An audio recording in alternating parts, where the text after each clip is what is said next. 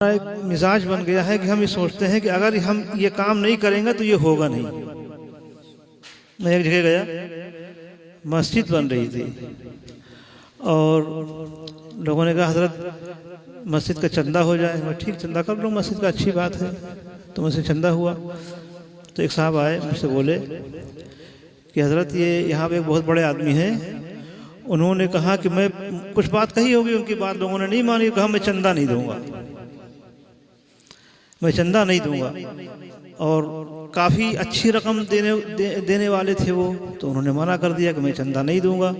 وہ یہ سمجھ رہے تھے کہ جب میں چندہ نہیں دوں گا تو یہ مسجد کا کام جو ہے وہ رک جائے گا۔ لوگ پریشان بیچارے کہ اتنا بڑا آدمی ہے، ناراض بھی ہو گیا، پیسہ بھی نہیں دے گا، مسجد کا کام رک جائے گا۔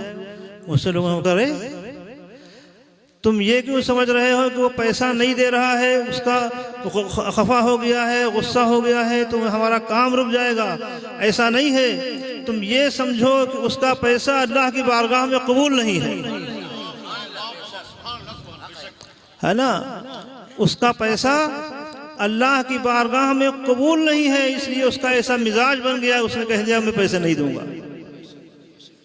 تو نیک کام جب کریے تو آپ یہ سوچئے کہ اللہ نے ہمارے اس کام کو قبول کیا ہے تبھی ہم یہ نیک کام کر رہے ہیں، اور اگر اس میں کوئی رکاوٹ آ جائے، کوئی یہ کہے کہ ہم اس میں حصہ نہیں لیں گے، ہم اس میں شرکت نہیں کریں گے، تو آپ یہ سمجھ لیجئے کہ من جانب اللہ یہ چیز جو ہے اللہ کو پسند نہیں، منظور نہیں ہے۔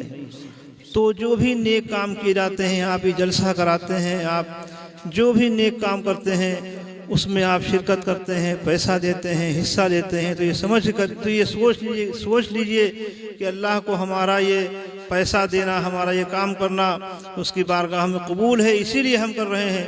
اور اگر کوئی شخص اس سے پیچھے ہٹتا ہے تو یہ سمجھ لیجئے کہ اللہ کی بارگاہ میں یہ چیز جو ہے وہ قبول نہیں ہے۔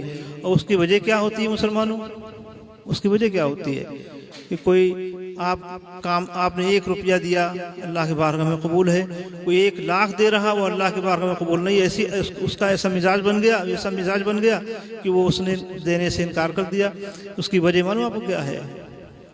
اس کی وجہ یہ ہے کہ جو 1 روپیہ دے رہا ہے اس کے اندر اخلاص ہے، وہ صرف اللہ کے لیے، اس کی رضا کے لیے دے رہا ہے، اور جو 1 لاکھ دے رہا ہے اس کے اندر اخلاص نہیں ہے، وہ صرف نام و نمود کے لیے دے رہا ہے۔